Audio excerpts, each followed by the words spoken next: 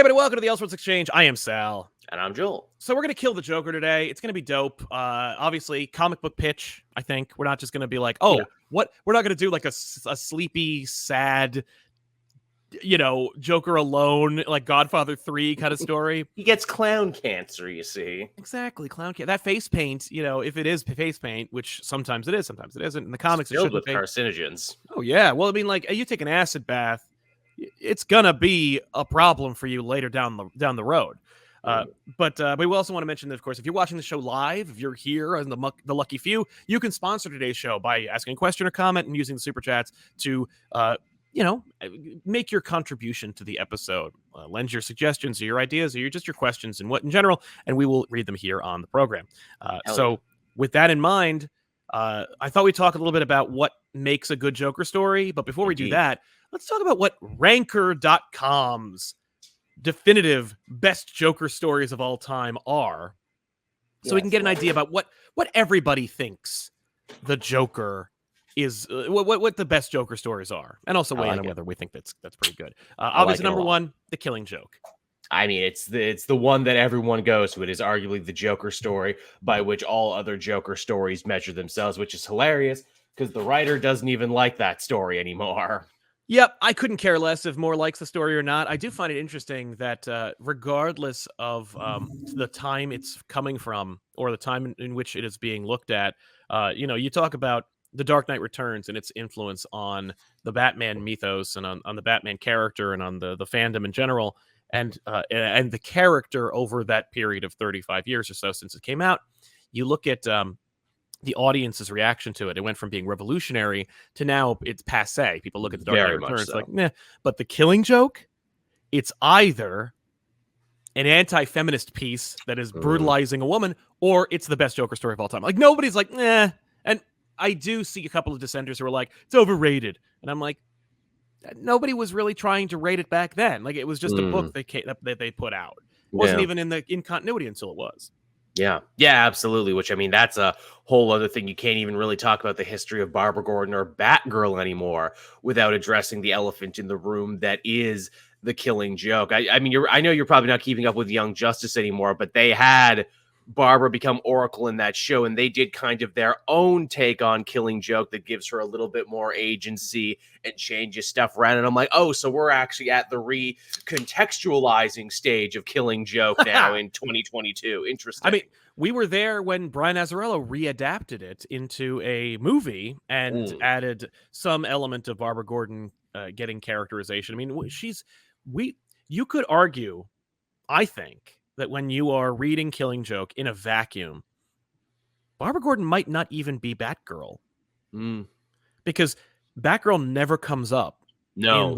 The only thing that we do know is that Barbara knows Bruce. Like, she knows Batman is Bruce Wayne.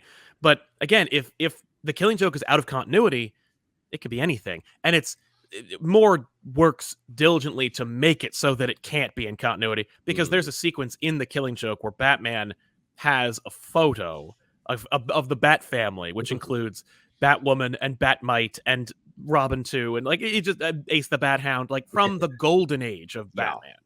So yeah. But in any case, Killing Joke at the number one, no argument for me. It's also like the first real attempt at giving the Joker a solid origin, which is interesting because that's usually something that most other writers try and stay away from. Most writers kind of like the idea that the Joker is liquid and can be whatever you want him to be because he is this enigma, this man with no past who can be whatever you need him to be. Right. The Man Who Laughs is number two. Brubaker's interpretation of the Joker, not terribly far from the mold, but with the skill that you'd expect from Brubaker, good stuff. I would say it's hard to top the Man Who Laughs. It's also a reference to the Conrad Veidt movie, isn't it? Which is also called The Man Who Laughs, which is also the inspiration. The impetus behind the Joker. So I like that kind of reference within a reference. Absolutely. No, it's and it's a great sequel to Year One, by the way. Yeah. The next one is interesting, and I don't know if it's controversial or not, but number three is Death of the Family. I mean, it's definitely the biggest Joker story in the modern era. It was the first time he really came back in the New 52 after they had kind of downplayed the Joker. Be like, no, we're doing new stuff. We're going in new directions. But we had to do a Joker story eventually, right? And that stuff Snyder did with the Owls was so big. We got to turn this up to 11. We got to make it darker and grimmer and Yep. crazier. And he's got his face cut off, but he's not letting it slow him down. That's right. And maybe that's going to be his like motif for at least this arc. Yes. Face removals. But yeah, it's good. And I Yeah. think that I need to revisit it. Like I have to reread it because I remember kind of being sour on it because I felt it was very grimdark, but that was the New It was 52. the style at the time. Yeah, I very much agree too. I was covering it when it came out, when it was new, back when I worked at Name Redacted, and I remember very much liking it at the time. I remember also, like you said, going like, "Ooh, that's a pretty gross turn there. Is this what comics are now? Is this where we're going in Yeah. this era?" But yeah, I'd like to revisit. I think if it suffers at all, it suffers from a problem that even Snyder himself admits, and that is he wasn't too great at endings in the beginning. No. No, but I kind of that's one of the things I loved about it was and it's one of the things that I'd like to include in the pitch for the Death of the Joker because it did this thing that you see in other Joker stories and indeed in what we've discovered recently in the rarity of Batman events, Mm, which was in the Last Laugh where no, yeah, the Last Laugh where Joker's like I'm dying, so I'm going to take the DC universe down with me, yeah. and it all kind of ends with no, you know what I'm thinking of? I'm not thinking of Last Laugh. I'm thinking of No Man's Land. Ah. How No Man's Land ultimately, the part there's two parts about the Joker that everybody remembers with No Man's Land. But the part that I love the most is when Nightwing kills him and then Batman resuscitates him. And I Yeah. think that's the one. I don't remember if it's that one or if it is It the sounds very familiar to me. yeah, but it's either No Man's Land or it's the Last Laugh. I think it's Last Laugh now that I'm thinking about it. So we are going back full circle, but the sequence where Nightwing kills him, but like the idea of Joker being this big power player in the DC universe, I think Infinite Crisis ends with him, like, where it's like I killed Alexander Luthor, don't leave me out next time. But Joker kind of selectively deciding whether he is a power player in the DC universe, but it all ends with Batman. Uh, Death of the Family ends with Bruce and Joker in the cave. Yeah. And Bruce being like, "You don't matter to me. And I know Mm-mm. your name and I'm going to tell it to you." And like Joker not wanting the game to be over. And like that's some good stuff. Like that There's I think definitely some strong shit in yeah. Joker taking over Arkham Asylum, which is like, well, we've seen that a million times before. But you got the flaming horse, and he set everyone up as these weird Oh, tableaus, everything, and the Texas Chainsaw Dinner and everything. I'm like, okay, yeah. yeah, Snyder's a horror writer, isn't he? There you go. The next one would be A Death in the Family. And Yes. this is where we start to stray from being Joker stories. I mean, A Death in the Family is actually Batman versus the Joker. It starts out being a kind of like retconning of Jason Todd's origin because it's Yeah. about the journey that Todd goes through to find his mother.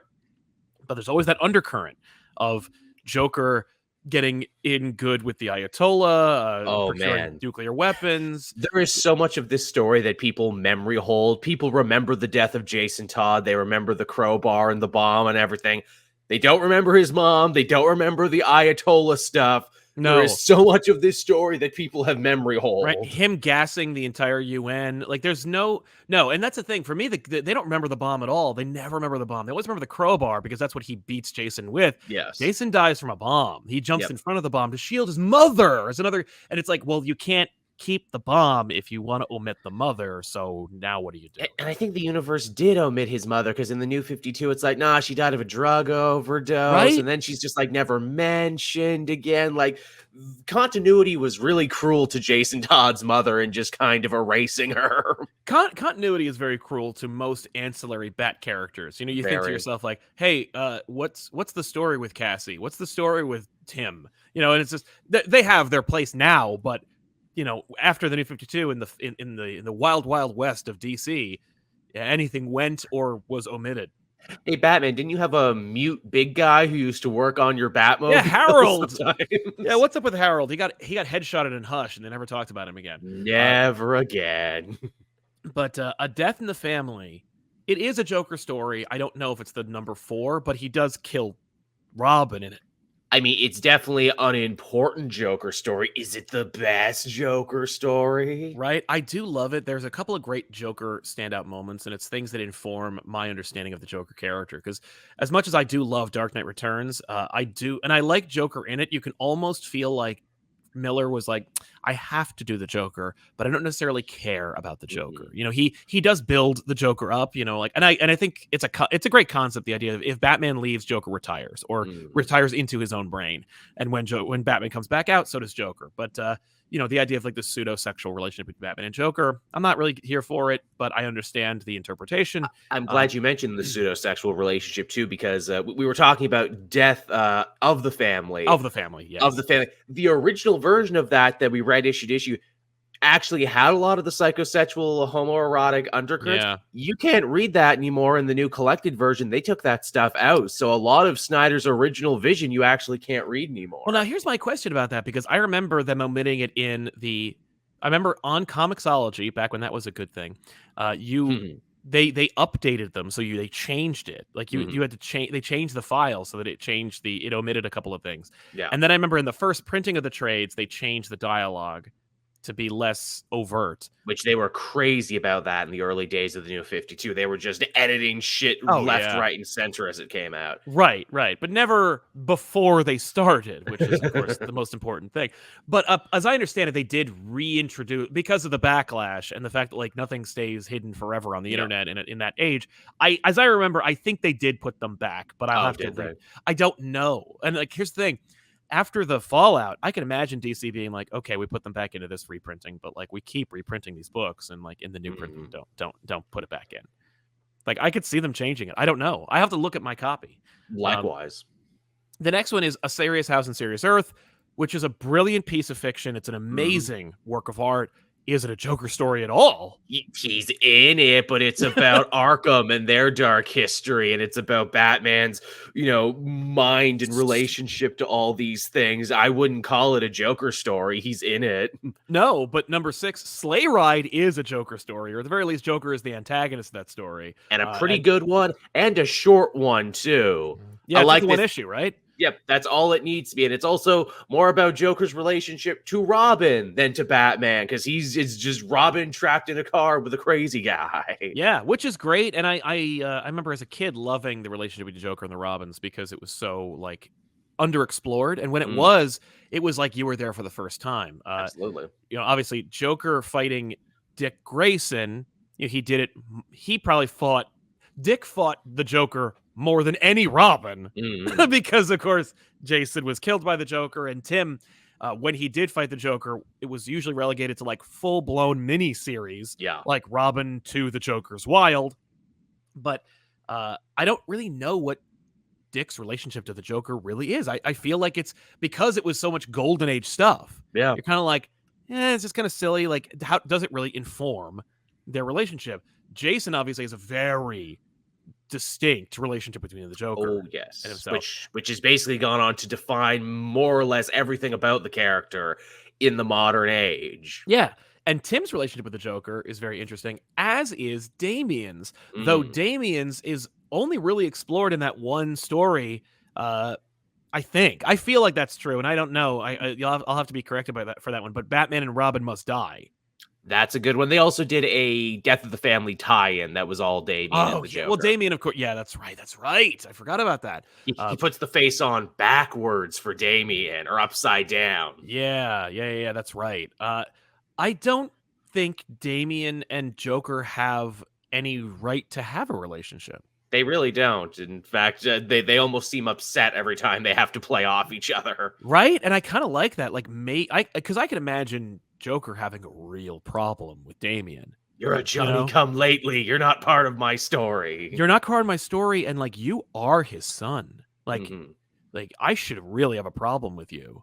Um, but the Tim relationship is always fun because Tim's, like, smarter than the Joker, and I kinda like that idea. Because in Robin 2, The Joker's Wild, Joker, he does, like tech terrorism. He's using a hacker to Yeah, they mess with play fast Gotham. and loose with how smart the Joker is. He's smart enough to make his own Joker toxin, but he needs to kidnap a hacker to do computer crimes. You know what he did? He actually forced the hacker to train him, so now he's a genius at computers as well. Of But course. I mean, no, I'm kidding. I have no idea if that's the case. He just Teach me DOS, teach me HTML. literally, like, it's basically that. It's like Joker with that hacker is hilarious because it's just him making him do stuff and being like, "You make this happen now," like, and it's just like your parents leaning over you while you're like trying to set up their email address for them. But Tim being like, "I got this," and that's always fun. I love how he gets beaten in Sleigh Ride too. Robin misquotes a Marx Brothers movie, and that Mhm. pisses the Joker off so much that he has to sit and correct him, which takes his hands off the wheel long enough. Yeah, that's great. And it's not a bad tie-in to God, Joker Going Sane from DeMatteis, who's like Mm. one of the only other authors to make Joker be obsessed with like old movies and comedians. Yeah, I like that. He's the Joker, yet I feel he's lost the jokiness over time where they just play him as a serial killer. I'm like, no, he should be funny, and then he should Yeah. make you feel bad about laughing at his joke. That's interesting. I've rarely ever found Joker funny except when Mark Hamill plays the Joker. There you go. That's But probably where I'm getting it from. Yeah, I'm like, he's funny. Oh no, he did something terrible. yeah. And then you get to Endgame, which is also from Snyder and Capullo. Yes. And Endgame, it is arguably one of the biggest Joker stories. Absolutely. But is it any good?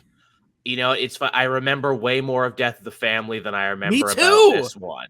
Right? Like, I think everybody was like, Endgame was pretty cool, but I do secretly like Death of the Family more. And you know what it is? Yeah, go ahead. No, do tell. You're on a roll.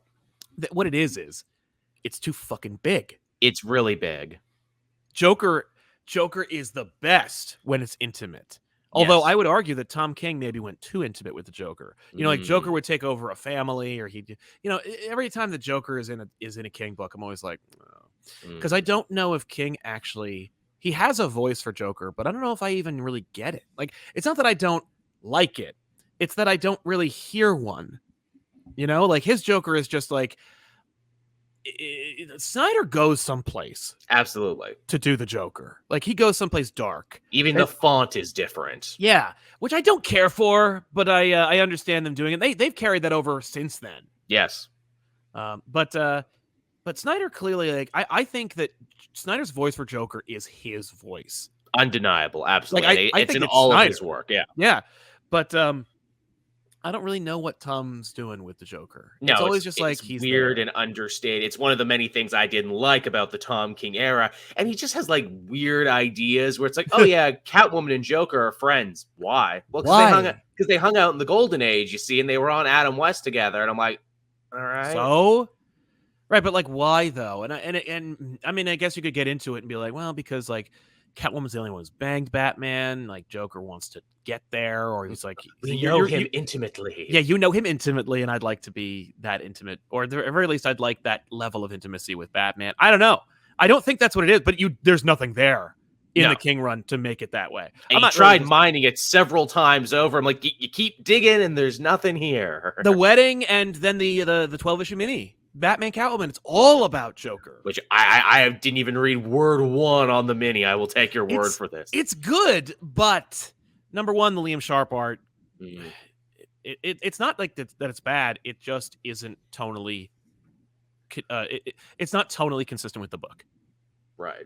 But anyway, but then it's funny. You think about Snyder, and I kind of like I'm starting to come around. Then I read Last Night on Earth, and I hate his Joker. Right, where he's just the head in the thing. And he's just such a jackass, and it's like he's like a messed up Jiminy Cricket. He's not again. He's barely a character in that. He is literally a peanut gallery in that. Mm-hmm. And now we go to the Joker for his take. Right, and I'm like, I'm not there for it, man. Really quick, let's jump into some super chats just to make sure that everybody's heard. Yeah, lots of good ones. Because Denton Films says release the Joel phone cut. We're not going to be doing that. Gerald helping us out. Thank you very much. Spartan Wolf 47. I honestly think some of the best Joker stories have been told through the lens of the animated series and the Arkham games. Probably the best endings to the Joker has gotten. Yeah, I mean, I would argue the Arkham games at least were able to give the Joker an ending, but even the cartoons and the games are just distillations or adaptations of what they already did in the comic.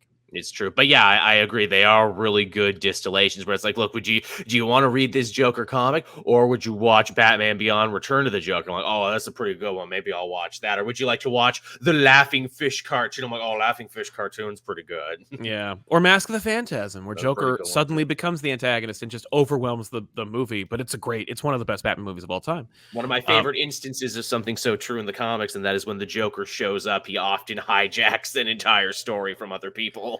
Damn right. Scarlet Hottie McDonnie's messed up my order, so here's a refund money, feeling Oh, Jokerish. Thanks a lot, Scarlet Hottie. Thanks for your support. And I hope you got that food. Taylor, many similarities to other Jokers. It's like poetry and rhymes. It's true. Thank you. Zebram, I always thought that once Joker finds who Batman is, the game is over, since the idea Joker has of Batman is now ruined for him. I guess that's true, but I mean, we've seen different adaptations of that concept where like Joker's always known who Batman is. He doesn't care about him. Snyder, I think, more obviously played that up in his run when Bruce Wayne goes to Joker in the cell and Joker doesn't even regard him. You know, it's like, when you wear the mask, that's who I'm here for. When you're not, I'm not interested. And, that's very, like, I don't recognize you, that kind of thing.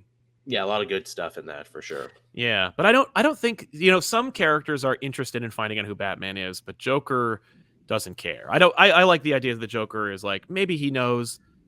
Snyder's Batman, Joker knows, because Joker goes to Wayne Manor, he cuts off Alfred's hand, like he knows, but I don't think he's ever in pursuit of Batman's identity. No, it's not important to him. It's not part of the joke. Joshua Vaughn, let's kill the Joker. Here, just take my money. Yeah, we'll get there, man. Kingsport Cal, I've always loved Joker. He's crazy enough to realize the irony of life. It's beautiful. Remember when Tim hacked a Nastygram? Cool background. Thank you very much. Yeah, man, that was in the Punisher Batman crossover where Joker and Jigsaw kind of team up, sort of, not really. And Punisher threatens to kill the Joker. That's a Chuck Dixon story, which, like, whatever, but Chuck Dixon wrote some definitive Batman stuff over his entire career and has contributed a ridiculous amount of lore to that character. But that Punisher Batman story is really fun. If you have a chance to pick up that book, not the one with Jean Paul Valley, the one with Bruce Wayne, the good one. Supreme Omega, do a riff on the film My Dinner with Andre, but with Joker, a 6-issue miniseries with Bats and Joker just eating and talking. That's it. Joker's Delightful Dinner. I mean, honestly, that's like the last 3 pages of Killing Joke. It really is, yeah. Anarchic Arachnid, I'd want to mirror Killing Joke and have a multiple choice death. Namely, several people saw him die differently with callbacks, and due to the factors, they're unsure which one was the real, but he's dead. We Rashomon it. I like that. I was there the night the Joker died. Honestly, that's just whatever happened to the Cape Crusader, but with Joker instead. And if anyone could do it, I would ask Neil Gaiman to write a Whatever Happened to the Man Who Laughs, or Whatever Happened to the Clown Prince. Yeah, and just make it that. Like, I saw the Joker die, I watched him die. B Senior says, if ever someone kills the Joker, it shouldn't be Bruce, and definitely not Jason, maybe Jim or Harley. One of my favorite moments from, I think it's Endgame, is when Gordon shoots Joker. And I've talked to Scott about this before, but like, because Joker comes out from under the bed. Yes, because he's literally the boogeyman. Yeah, and Gordon shoots him and he dies, and Gordon calls Batman and he's crying. And he's just like, it's over. It's over. It's over. And I'm like, wow, what a cool interpretation of Gordon. Very. Like, you never see that man cry, but like then he does. Like, he just lets it all out, and then Joker comes back, and it's like, I love that. Just like a slasher movie, the killer's never really dead. Yeah, but like just that exploration of the character, I think. Yes, we'll get to that. Cat Lawyer will defend. And Tynion is kind of playing with that idea now. Yeah. In the Gordon book, where Gordon is hired to hunt the Joker down, because it's like, because we think you do it. We think you would. Oh, yeah. We think you have it in you, where we know Batman would. Maybe you can end the madness. Absolutely. And Harley, same time too, in Joker War, she does shoot Joker in the eye, and he loses it. That's true. Yeah. I mean, here's the thing. Everybody, get in line. You want to kill the Joker, right? I mean, who kills the Joker in Injustice? Yeah, Superman. Fair enough. And Joker's the catalyst for the entire Injustice universe. Cat Lawyer says, that's not funny is the best dying Joker line. from Return of the Joker from Batman Beyond. I do love that line. It's also, of course, expertly delivered by Mark Hamill. But yeah, it's the fact that he says it's like, that's not funny. Cough, die. yeah, It's the little cough that sells it. Right?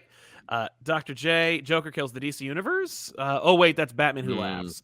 Batman Who Laughs, man, Batman Who Laughs, and maybe this is a whole episode, but like Batman Who Laughs represents for me the ever-growing problem with escalation and a lack of restraint in the comic book industry, where it's like, once you make every character an unkillable god, you've broken your universe. A little bit.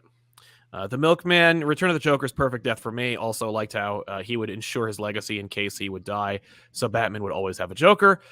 Yeah, I mean, that's where the Batman Who Laughs comes in, right? Like, because he has that poison in his bloodstream that makes people fucking into Joker. Whoever kills him will become the Joker. I guess is canon now. It is and was. I really appreciate that Snyder put that back in the box in the Batman Who Laughs miniseries, where Joker has, like, he kills himself basically at Batman's feet and turns Batman into Bat. So that I assume that toxin's out. Yeah, you can't do it twice. It's you a can't one do and that done. trick twice. Exactly. I kind of love that idea because I hate that concept. So I love the idea that Joker meets the Batman Who Laughs and he's like, oh, that's not funny. Like, oh, I don't like that. And plus, we've seen the punchline, so I'm not interested in that anymore. Yeah, Joker wouldn't repeat himself because, like, oh, that's hack shit. Yeah, exactly. So, yeah. Sam Anderson, I feel the last Joker story needs to be a whatever happened Cape Crusader type tale, horror around He Never Stops. That'd be cool. Yeah, we just pitched that. Barad Wells, I always thought that the last Joker story should be the last Batman story, at least his retirement, like Sherlock Holmes' final problem at the end of Sherlock season 2, and Batman fakes his death. We go tumbling off the waterfall together at Reichenbach Falls, and that's how it ends. Ironically, Sherlock Holmes did not end there, as that was the first ever instance of fan backlash.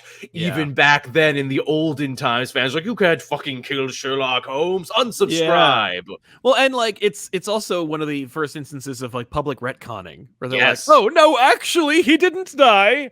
But yeah, I don't like the idea. I mean, I think if you asked me, like, when I was a teenager, if like Batman and Joker are intrinsically connected, and if Batman dies, Joker dies, if Joker dies, Batman dies, because I mean that's what Joker thinks is going on in Dark Knight Returns. But like in Dark Knight Returns, Joker dies and the book keeps going. Yeah.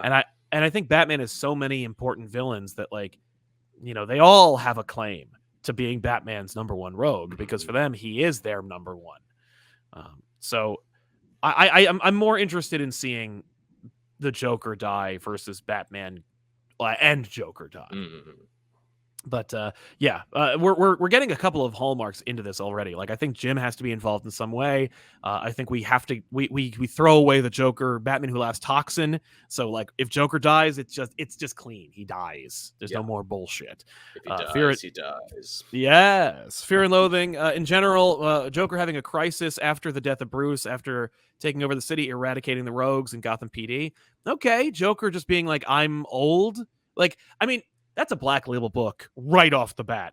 Batman dies, Joker didn't, and Joker just goes like, okay, fuck it. It's also a Batman the Animated Series episode too, with Sid the Squid, when he thinks Batman died, and it completely ruins everything for him. He can't take joy in crime anymore. But I like that moment because I got the impression from that episode, and it's just the brilliance of Dini and the animated series. But for me, I always interpreted that as because Joker is very sad, and and they have this fun, huge, macabre funeral for Batman. But when it's over, he goes, well, that was fun. Who's for Chinese? Like, for him, Batman was the most important thing. But I am my own person, and I have other things to do. I've grieved. I'm over it. And I'm a psychopath. On to the next thing. On to the next thing, right? Like, that would be kind of cool. Which one is the next thing for Joker? Damn right. Now I want to know. Silvery Cricket, Joker pulls a stunt so dark and morbid that all anyone can do is laugh at the absurdity of it. Even Batman. All of Gotham laughs in fear and hysteria. He bows, locks himself in a cell at Arkham. So basically, he pulls off the greatest joke. The aristocrats. It's my aristocrats. I did it. Dude, I think that's like that should be the name of a book, where it's like Joker's. It's just the aristocrats. Which, for those of you who don't know, in comedy, they did a whole documentary on this. The aristocrat joke is a joke that is so vile, so morbid, and so horrible. Comedians only ever tell it to each other for the purposes of either getting a laugh out of them or horrifying them with how dark they can get. And at the end of the aristocrat's joke, you go, the aristocrat. Yes, it's oh yeah. The Captain Coon, the Joker, should be killed by somebody he's wronged on a personal level, mainly by either Red Hood to show how he's fallen, or a Harley as her final step to reclaim herself and gain her own freedom. I mean, that's a thing that like you could do with Whatever Happened to the Man Who Laughs, where it's like everyone, because the thing is, if you ever want Harley to stand on her own, you need to get rid of the Joker. If you ever want to legitimize the Red Hood, he has to kill the Joker. You're never going to have either of those things, and you're not going to kill the Joker, so those characters will always be In a half weird measures. kind of limbo. They're never truly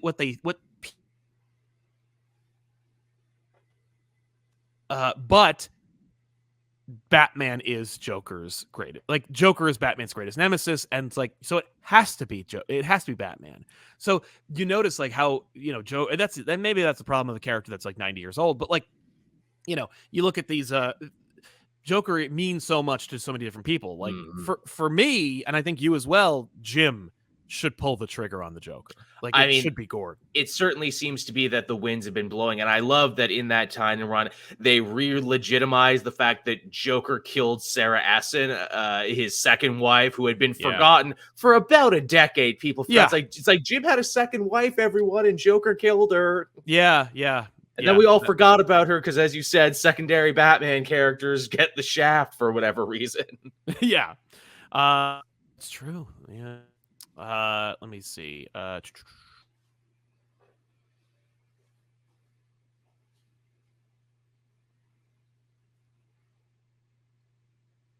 There we go. Oh, internet. Yep, tell me about it.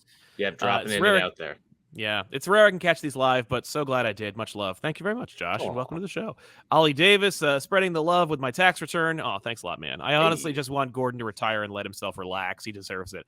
Honestly, I don't think he'd let himself as long as Joker is around. Yeah, that's what they're kind of exploring with the Joker book. Very much so. Or at least they did. I don't know if it's over. A couple more issues. I think they got like one more to wrap it up. Okay.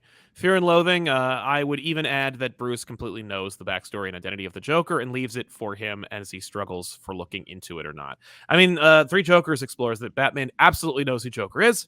Yeah. To the point where he can even retcon the Killing Joke. And there's something about the Three Jokers. It's not on that list, by the way, at all. Nope, it's not, I noticed. But what'd you think of Three Jokers? Again, I think we talked about this in like our favorites and duds of like the year it came out. Yes, that's right. I think it does a lot right, but I also think that it was built up way too much. Expectations were way too high for it to accomplish anything. Also, the Three Jokers themselves are kind of incidental parts of the story. It's really a story about Batman learning to forgive Joe Chill and move on, but they're not going to call the book Batman Forgives Joe Chill and Moves On because that's not going to sell. No. And that was not what got people interested. It's not what like monopolized 2 years of Jason Fabok's life. It's a brilliant looking book. It's so gorgeous. And I think that there's something there, but yeah, the Joe Chill stuff is where it's at. The Joker stuff is interesting, and I like to see the exploration, but also, just to satisfy a curiosity itch for me. But at the same time, also, I don't think it's worth it. It also had the terrible luck of coming out right when Joker War was going on. It's like, why are you doing both of these at once? Make one wait. Three Jokers and Joker War coming out at the same time, even to the point where both of them have a climax at the Monarch Theater, suggests to me that there is significant bad blood between Jeff Johns and the entire DC creative bullpen. Oh, no doubt. Maybe it's better now because he's coming back and doing another Flashpoint Batman book. It's not connected to Dark Crisis or anything else. It's just, I think Johns has like an ironclad contract that that allows him to like make things, and everyone else just goes, no, I'm not doing anything with him. Like, I don't know anybody that works with him.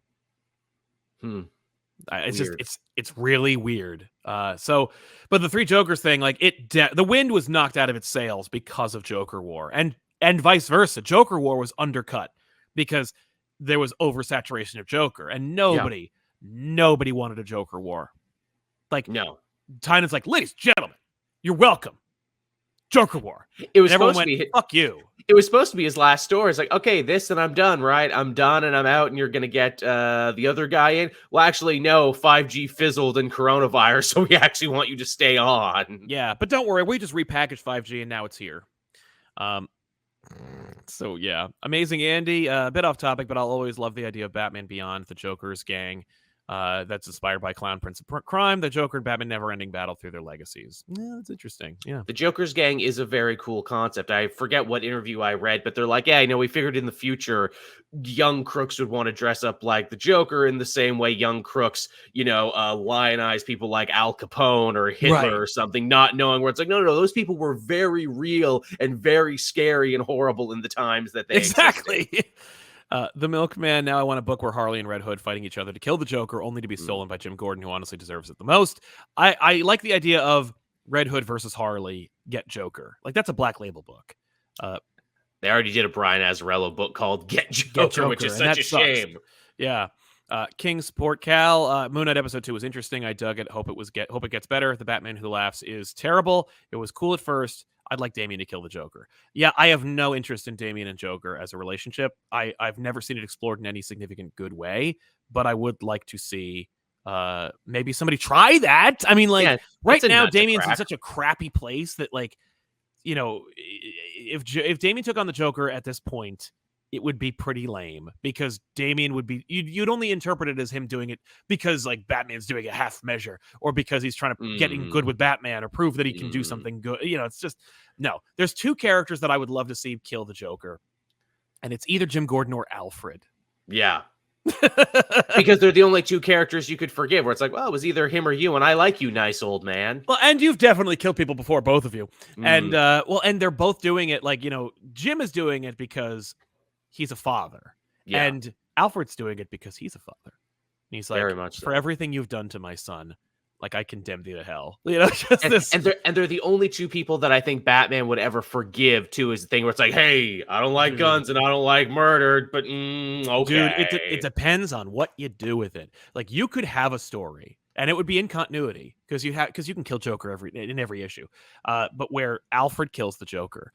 And there's two versions of that. One is Alfred kills the Joker because Joker, you could even open the book where Joker just loses it, because the interpretations of Joker are varied and numerous, and there's no there's no definitive, like, list of what makes the Joker the Joker, except in your own mind. But you could open the book where Joker just goes, fuck it, I'm coming to your house. Yeah, like, Wayne Manor is in it. It's just a reverse Nightfall where Arkham Asylum is opened into Wayne Manor, or Joker just sends an assault on Wayne Manor. It's just goons and, like, Joker mobiles, and Joker goes in there and he's like, I'm done. The joke's overplayed. It could be, Joker just like, I'm sick of it. Like, he's meta talking, he's like, yes, I'm it's overdone. Nobody cares anymore. We're doing this dance forever, you and I'm not getting any younger. My best years are behind me. I've wasted them on you. I want to do something else. Well, like, let's give the people what they want. And Batman's just, like, caught with his pants down, or maybe he's not even there. It could be, that'd be, like, really fucked up. He's in space. Alfred's like, he's doing Justice League shit. Not everything's about you, clown man. Let me tell you something.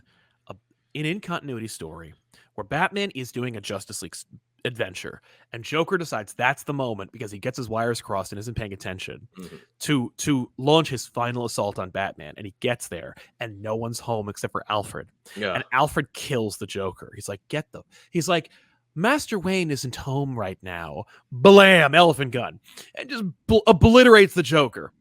And then Batman comes home and is like, what have you done?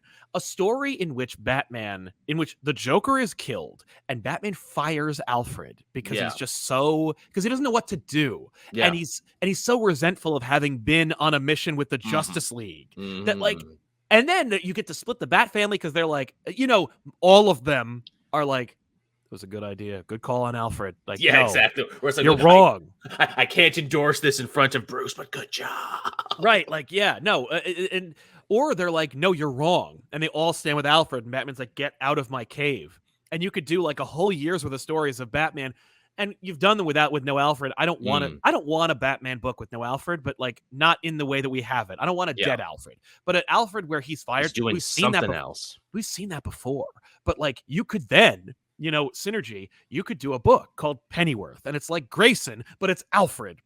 Hey, maybe he moves back to England there, reconnects with his daughter, Julia. Oh, what's going on in the spy world right now? Right? Or maybe he's like, no, it's just he's in the Riviera and he's just sipping a cocktail. He's just like he's trying to let it go, and he's clearly stiff and unhappy. Like Hmm. he's in fight mode. And then Julia comes to him and he's like, "What do you want?" And she's like, I need somebody like your old outfit has gone rogue. And he's like, Or what? something like that. And it's like, no, those people are either retired or dead. And she's like, well, someone calling them like, what was that group from the animated series, the Lion or whatever, the Oh, Lion and yes, the Unicorn, Lion and the Unicorn, yes. right? Like the Lion and the Unicorn is taking credit for terrorist activities in like this, in this other area, and you're the only living member of your team left that we can get that I So it's know the isn't. flying hellfish is what it Yeah, is. it's the flying hellfish, and it's Julia and Alfred, and it's like a 12 issue miniseries. And again, like King would do a fucking great job with that book. But Yeah. like just the two of them going on this adventure, and like and then it turns out like the whole thing is like maybe he's getting help from Oracle, Mhm. and but it's a Batman book with Alfred in it, and maybe Alfred picks up a trick or two from I like it. Batman's repertoire. He's got like smoke pellets and shit. I Uh, like it a lot. but or he's not. He's like, no, this is how. If we're gonna do it, we're gonna do it my way. And he has like Mm. fucking bandoliers, and he's just doing his thing. But that's a whole book all by itself. And meanwhile, you have a book about Batman in the Batcave with fucking nobody in it, and he's just doing his thing, and he's angry and resentful and bitter. And what does the Joker's death mean for Gotham and for his rogues gallery and for all this Yeah. stuff? Like, all we know is, Joker went to go kill Bruce Wayne, and he's fucking dead. Yeah. Which, yeah, Like, how do they explain that in the news? How do they explain what does oh that well, mean Bruce for wasn't Batman home. Superman? Yeah, Bruce fair. wasn't home, and his butler fucking killed him. Or his security force killed him. True, And people yeah. don't believe it, and just the Harley is angry. Maybe that Y maybe that makes her into a villain again. She's you get just a like, bunch of, like, internet conspiracy theories. It's not Sid lives, it's Joker yeah, lives. Joker lives. You get a lot of graffiti. Joker lives. What's that all about? Like, is that secretly is Joker involved in his own hype? Because at the end of A Death in the Family, Joker dies. He kills Robin. He tries Mhm. to assassinate the UN. He gets away in a helicopter, and Batman disrupts the action. And one of his Iranian forces just is like, I'm gonna kill Batman, and just open fires with a machine gun at Joker and Batman, and shoots Joker in the chest. And then the whole thing crashes in the ocean, and Batman begs Superman to find his body. He can't. And then, like, there's no Joker stories for a good long time. And Yeah, then they build up to it. Like, Joker doesn't come back until Tim Drake is Robin. yeah. And that's the debut of Tim. It's In a Lonely Place and Dying that where Joker comes back. But the rest of the time, Joker's manipulating Two-Face from his hospital bed because he's Mhm. so messed up. The idea of Joker being like, I'm messed up. Like, I don't know if I'll ever come back. Or maybe he is dead. Hell, maybe he is dead, and like somebody, Jason, takes his body and throws it into a Lazarus pit. Yeah. Lazarus Joker, he's a little stronger. You Green, change but he's got the white. It's a good design. he's got he looks like Raish, right? Green and white. He's old, like, maybe he's a little older. Maybe he's older than he should be. Maybe like he looks younger because he doesn't age anymore because the acid burned all of his fucking Right. like wrinkles or whatever. I don't know, whatever. Well, question actually, if you throw Joker in the Lazarus pit, does that cure his mind as well as his body? Does it make the See, white go away? I think it doesn't. I think it wouldn't, because it's like, isn't number one, the Lazarus pit like kind of makes you a little bonkers. It makes you crazy, yeah. Yeah, so I don't think it's like, well, two wrongs make a right, like two crazies make a sane. Now, two negatives cancel each other out, you see. Exactly. But I do like the idea of him being like, my mind's clearer. Yeah. Like maybe a more focused Joker, or a more deliberate Joker, like a Joker from the 90s who is not really that crazy. Like, who isn't like a Hannibal Lecter. He's just like, no, let's do this. Like, let's do that. Like, crime is where it's at, because I'm making money. Like, I need money to fund my shit, Yeah. like maybe I'm smarter because I'm clearer. You know, These I'm not acid spraying constantly at it. flowers don't pay for themselves. Exactly. But like, and we just paved the way for a 2-year long status quo Yeah. where it's like, because Red Hood being like, no, It can't like end like you this. can't kill the Joker. I'm killing the Joker, and like, that kind of thing. Or maybe, yeah. So that's it. Unfortunately, Jim doesn't kill the Joker, but that's if Alfred killed the Joker. Like, I what if like Alfred it. killed the Joker? You get an Alfred miniseries. You get a Red Hood status quo and a Lazarus Pit resurrected Joker. Mm, I Um, like it. that design of Joker, like with the race hair and How's no one being done that before? That seems like such an such a easy no way. brainer. Yeah, that's such a good idea. Maybe he changes his outfit a little bit. Yeah, it's not a purple suit anymore. It's like a purple kimono. He's like, I'm really into Japanese Fuck. culture now. Fuck. What about this? What about this? Instead of it being that he just goes back to being Joker, what if he comes out of the Lazarus Pit and the League of Shadows are like, Yeah, we worship you now. we're in, and Joker's like, what the hell am I gonna do with this? He starts dressing like an Oni now. There's like an ancient prophecy of like a clown face demon. Oh my god, the clown! Yeah, it's a dragon or something. Yeah, an Oni. Ugh. It's like he is Joker the Oni now, and he's got like one of those big Japanese beaten sticks now. I think I'm going to like it here. Right, like the fucking like how they retcon Null, and they were like, oh no, that's not a spider, that's a dragon. Yeah. It's like, no, the League of Shadows has always like been looking for. I mean, isn't Carnage supposed to be like he's in the Darkhold? Yes. Yeah, exactly. It's very easy. That's a year's worth of stories right there. Yeah, I mean, if you can make Punisher take over the Hand or whatever, you could have Joker take over the League of Shadows. Yeah, why not? They start wearing purple and green. Oh my god, They start painting their own faces. Yeah, half white. That way, it's like I'm in deference to you, but you're the full pale man.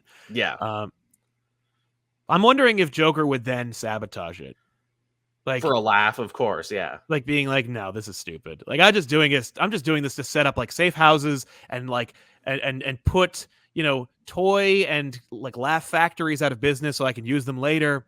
And all these just setting up my nefarious schemes for being. It ends with him burning it all down because that's yeah. the thing. It's like, yeah, I destroy everything I touch. Yeah, and I don't want this, and I don't want like Raish to come back and be better than me. Yeah, can't have that. Yeah. Emperor of Kortov. Emperor of Kortov says, whatever happened to the Harley Quinn of hate? A theoretical story at the end of the Joker's career, reading like Batman Incorporated Dark Future. Oh, yeah.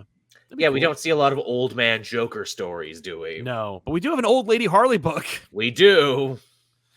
Silver Cricket says, Batman leaves Joker on Apocalypse dog on the side of the road style, and he ends up being a force of good because Darkseid's so oppressive. Oh, that's funny because you are, what is it, lawful evil. I am chaotic evil. It's a weird V for Vendetta. My mad crazy clownness upends your dark galactic fascism. That's fun. Joker on Apocalypse. I like that a lot. Joker on Apocalypse sells, man. Fucking Joker just being there, and he's just, he just laughs, and friggin' Granny Goodness shows up and goes, what the hell you think so funny?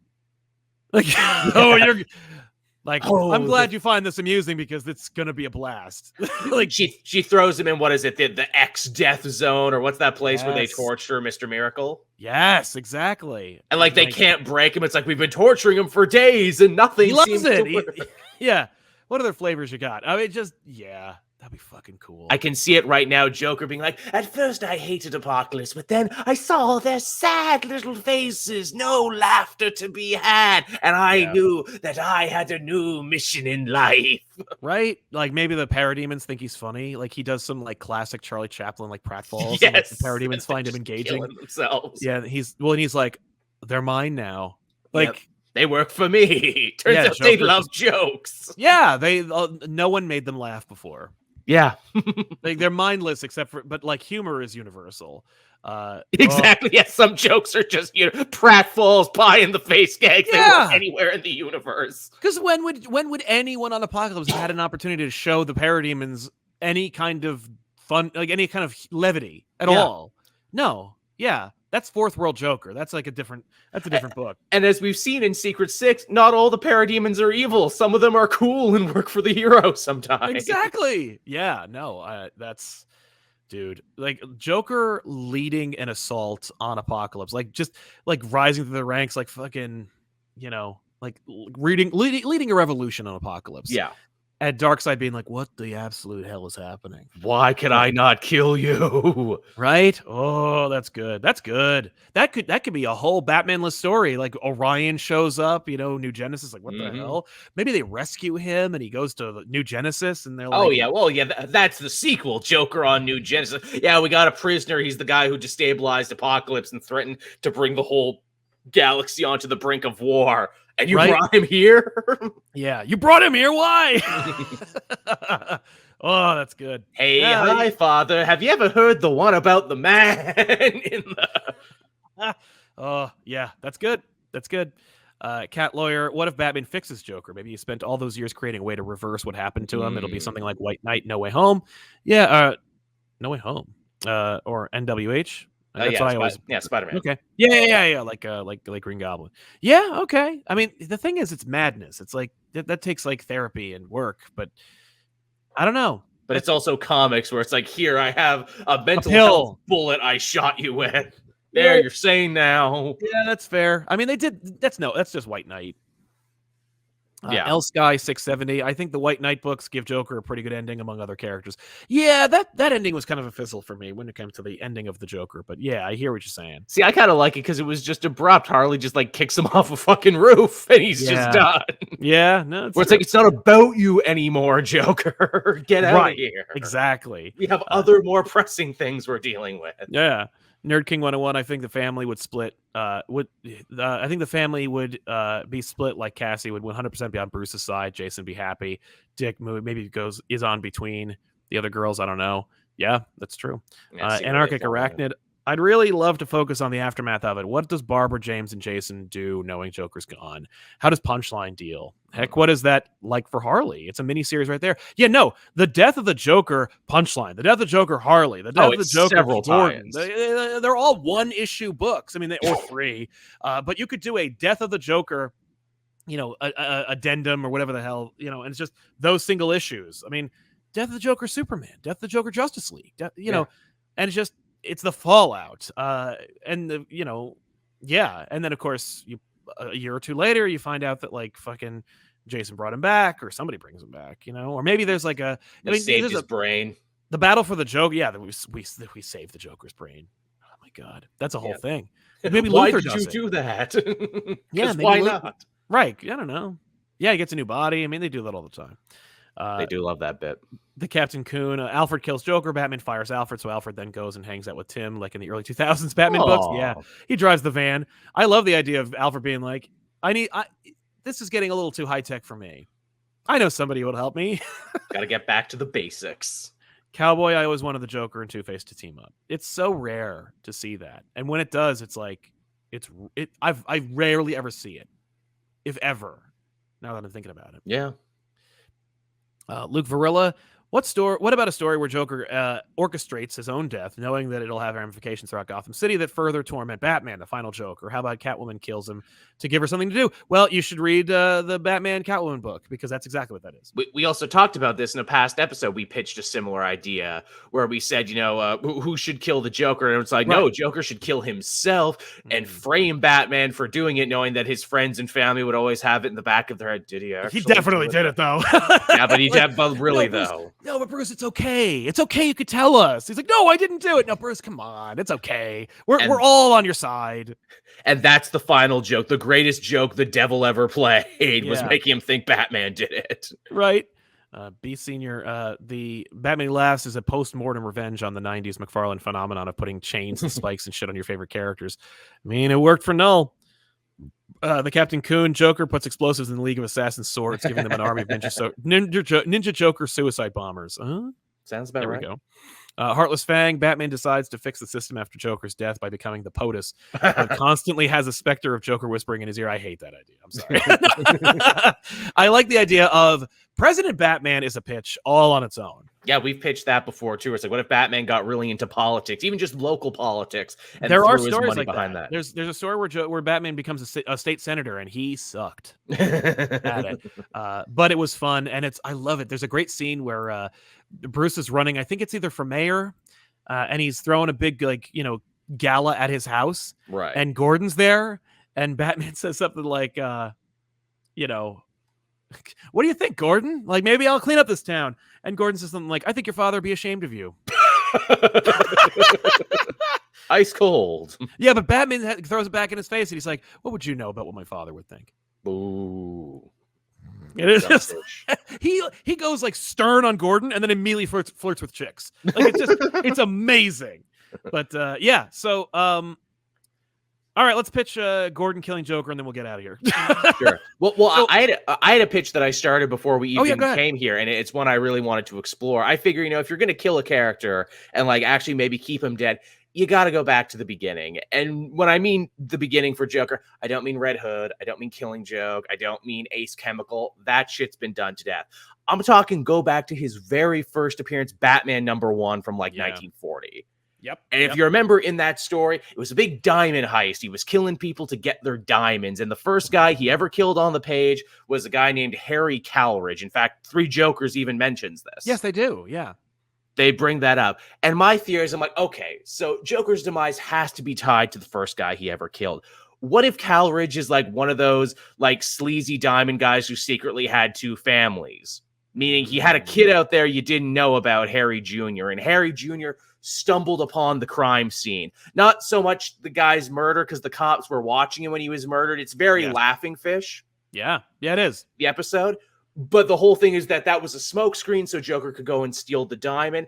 I want like young Harry. The deal is like, oh, he would come into his father's shop sometimes and they would like hang out. He goes there the night the Joker steals the diamond. He sees him do it, and Joker leaves something behind because this is Joker early on in his career. He's not an expert yet. Neither is Batman at clues. And because he gets up this something, I don't know if it's going to be like a cufflink or like something, like some weird piece of evidence that Batman never saw and Joker never left behind again. And once he finds out that his father was killed, Calridge becomes obsessed. This is his Joe Chill moment, and he lives the rest of his life wanting to figure out everything he can about the Joker. The idea being that the reason Joker keeps coming back and the reason he has this cult of personality is because he's a mystery, an enigma. And the only way you can kill something is to truly understand it. Like in the Bible, there's a reason God's name is never written, because if you know the name of God, then God is not God. You can destroy him. Right. Okay.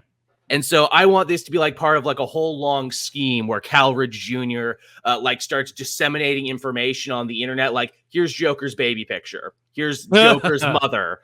And like, these are real things. And in 7 days, I'm going to reveal the Joker's true name. And like, a lot of people are like, this is bullshit. This is another Joker hoax. This doesn't matter. But Joker takes it very seriously because he knows this guy's got his number and he's found him out and he's going to get him. And when the other villains and other forces see that Joker is freaked out, they're like, oh my God, it's real.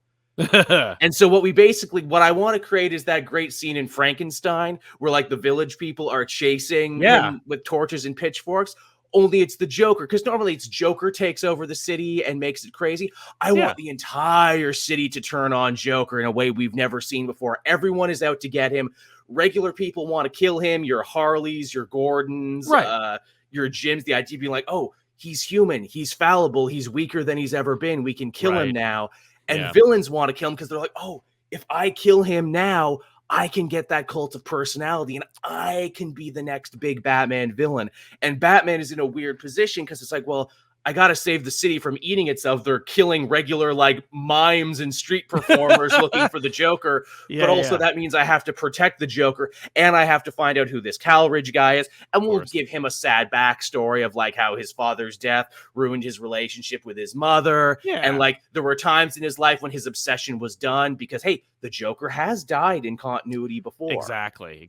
And we'll say during those years he was fine and he lived a normal life. Maybe he took up his father's job in the diamond industry, but the Joker always comes back and oh no, his depression and his trauma and his obsession came back and it like poisoned every relationship in his life. Make him kind of like a weird reflection to Batman, only instead of just wanting to stop crime, this guy just wanted to stop one person. Joker. Yeah, exactly. Makes it his life work. And we finish it at the Gotham Reservoir, because isn't it always at the Gotham Reservoir? I have you now, Joker, and I also have the last barrel of Ace chemicals, the stuff that should have killed you all those years ago. I'm going to finish it right now is what I'm going to do. and Batman has to choose to stop him, and it's a whole big thing. But that would be my pitch. That's not a bad pitch. That's his pitch to just the story. Like he doesn't even kill the Joker at the end of it. Like, well, that's my big question. Should he actually do it, or do we do the idea we said where Joker's like, you know what? It's a pretty good ending, isn't it? And then he like throws himself off the reservoir. Yeah, that's not bad. I kind of dig that. It depends on what you want to do. It depends on what kind of format it is. If it's in continuity, I think Joker kills himself, and then you get to question whether that's a thing, and you get the added cachet of having killed the Joker. If it's a Black Label book, what I might add is something kind of what reminded me of it was I was looking at a scene from Breaking Bad, or I don't remember the names of the character, but the old grizzled cop character that joins up with Walter. Oh, yes. From Community. Where he tells that story about the wife abuser. Oh, I love that story. Yeah, it's amazing. But I'd love to see where Batman saves the day. It's like every story, but it's a Black Label book. And at the end of it, Batman saves the day. He stops the guy. He puts puts Joker in the Batmobile, but he doesn't. And he doesn't go to he goes to Arkham and he makes a left. Yeah, and he goes out into like the fucking Meadowlands, and he's just done. And he goes, "Do you know what this is?" And he's like, "It's the gun that killed my parents." And I swore I'd only these years, and I swore I'd only use it one time. Yeah. I never know why. I never knew why I kept it until just now. Until just this moment. Also, too, I thought of a really hacky ending for it, too, where it's like, oh, well, obviously, then Cal Rich Jr. gets doused with chemicals, and he becomes a mini Joker, yeah. Because that's always the thing. But then I thought, I'm like, no, better, more artistic, more Black Label ending. They sent him to Arkham for all of his crimes, for for throwing the city into chaos. They put him in Joker's old cell, and he sees Joker's crazy ramblings on the wall, and they look exactly like his crazy ramblings. And he starts to laugh, but then he cries. Right. That's great. Because he's the clown who cries. He's the tragic clown. He's not the man who laughs. He's the man who cries. There you go. Yay. He's Pagliacci. Right. He's Pagliacci. That's awesome. Yeah. That's great. That's my pitch for that one. Thank you. There you go. Well, what about you? What do you got? I mean, I like my Alfred pitch because it's in continuity and it's and you sell some books. But gives Alfred something to do, which is nice. Yeah. I feel like the Jim killing Joker thing is tough because we just did a miniseries where it's like Jim hunts down the Joker, but it's like from a mysterious benefactor. I mean, obviously, it's like a fun kind of like Most Dangerous Game kind of situation, and it's total conspiracy where it's like actually this is just the tip of something so much bigger. Right? I'm not interested in that. Like, no, I don't care about the bigger. Right? Like, no, I want to see Gordon versus Joker, but I don't know if I want to read like a whole book where Gordon just chases the Joker. But I would be interested in seeing, something kind of similar to the ending of No Man's Land, where Gordon shoots Joker. I mean, like that's the time to kill the Joker was when he kills Essen and he's like under, he's under lock and key and Gordon's just like, no. And Batman turns his back on Gordon and stuff like that, which, you'd expect. But there's also a great moment in Hush where he's like, it's reversed and Gordon's like, no. And I think I like the idea that, like, in that case, Gordon's like, no, don't do it, because then I have to come after you. I have license to kill. You don't. Yeah. you figure, too, and I'm surprised no one's done this, Joker as, like, a crime figure and everything. Surely they have sent hitmen over the years to try and kill him. Wouldn't it be an interesting story to be like, I'm going to be the hitman who actually does it. I'm going to be the guy who kills the Joker when no one else has. Right. I mean, that's basically just, I mean, that's like a darker, or not a darker, but a more driven version of that Brian Azzarello book where it's like that underling. Oh, it's like just Johnny Frost. Johnny Frost, but it's like a mini series about a hitman who's like, I'm going to kill the Joker. Yeah, because I've been paid to. Yeah, or I'm going to make my name. Like there's contract killers with costumes. How do I make my mark? How do I make money? Like, how do I get jobs? I'll kill the Joker. He'll never see it coming. Everyone will know it was me, and I'll get my gig that way. And it's like, and Joker knows, and he lets him through, and it's just like, because I think it's so funny that you're such an idiot. Yeah. Again, very Sid the Squid, where it's like, you thought you could be the one, really? Right, exactly. Or that scene, or that one where the guy cuts the Joker off in traffic. Oh, yes. Joker's Charlie. Favor. Yeah, the Joker's favor. Where like Charlie kills the Joker, and I love that scene of Charlie in the alley, and he says like, tomorrow they'll the papers will print about like the Joker was found, the Joker's body was found alongside a miserable little nobody. Like, kind of funny. Yeah, kind of funny, isn't it? I love that scene, and I would love to see that. But yeah, I I think it should just be like in terms of if I were to sell, like if my editorial mandate was like kill the Joker, and make sure that like Gordon does it. It's like I would I think the Alfred killing Joker is is the money maker. That's like Yeah, we're doing an event, we're everyone selling. will be talking about it. Yeah, and we got a logo for it and everything. Like Death of the Joker, like that's a book. We sold that. In terms of killing the Joker, I like the idea that like some things there's something about like an older way of making comics where things would just happen, and it Yes, would happen in a regular book, sure in a did. seemingly mundane story. And Bygone are the days now where they don't tell you something big is happening months in well, advance. they did that with Elektra, right? Where like Elektra was Daredevil at the end of the issue, and That's everyone went, true. Yeah. "What?" And how great and how surprising was that? Yeah, it was not great for people like me who didn't have the book on pre-order, who went to the comic book store and found that all the speculators had gotten there that morning and bought all the issues. It's even worse because if you read the King in Black that week, she's standing in the background in the new costume too. Right, exactly. But yeah, I feel like having it be like a fun kind of like regular old Batman versus Joker story, not unlike like that Swamp Thing Tom King Batman issue where it's just Which like an is my issue where favorite issue. it's fantastic. But like the idea of Batman, doing this thing, like it's a seemingly one adventure, and it's like, oh, we're just gonna tell a one-off Joker story, but then at the end he dies, Yeah, and it just makes people go, whoa, whoa, whoa, whoa, whoa, what? And we're gonna deal with the fallout as we come. blow But some minds. exactly, but blow a few minds, yeah. But I think we sold it already. I think the Alfred killing Joker is the way to go. But I like it. Brad Wells, assuming there is a timeline where Wayne's killer is never caught and Batman has no idea who Joe Chill is, what if Joe Chill was the Joker? Batman finds out at the very end, similar to Batman 89. And it's similar to Batman 89. That is Batman 89. That is Batman. But which, and which as a comic fan, I thought was lazy at the time I did not care for it. to make Joker the guy who killed his parents. But then again, I similarly actually enjoy the idea of Brainiac being from Krypton, and is that not like very similar? I do. I also like that, but it was just handled so much better, I think. But I also, man, yeah, the synergy of that. I do love Joker's connection with Joe Chill in Three Jokers, though, where there isn't one, and he's just like this guy.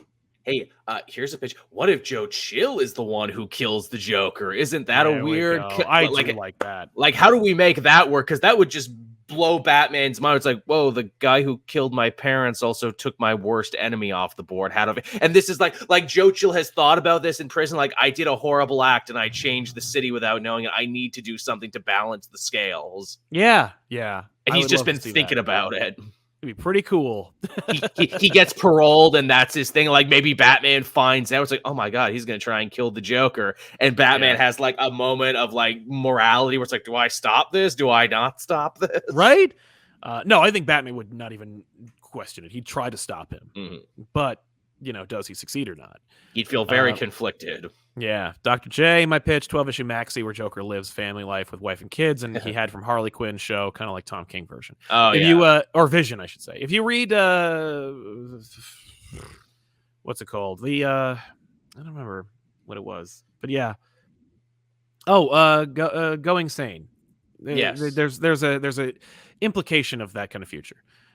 Nerd King 101, the Joker isn't killed, he just dies. He dies in the lamest, most normal way. Everyone's scared, waiting for the next big plan, but somehow he's dead, having been hit in the head in the bath after slipping. Yeah, there you go. I mean, I like the idea. I mean, like, I think that those guys can't resist the idea of, like, the Joker is dead.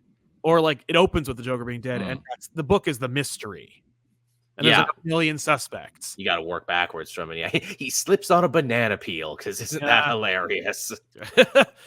Mikey, Jesus, as a retailer, let me say the fans want Alfred to kill Joker. It's really common wish list conversation in my store, but yet it would be unexpected. That's interesting. Thank you for that insight.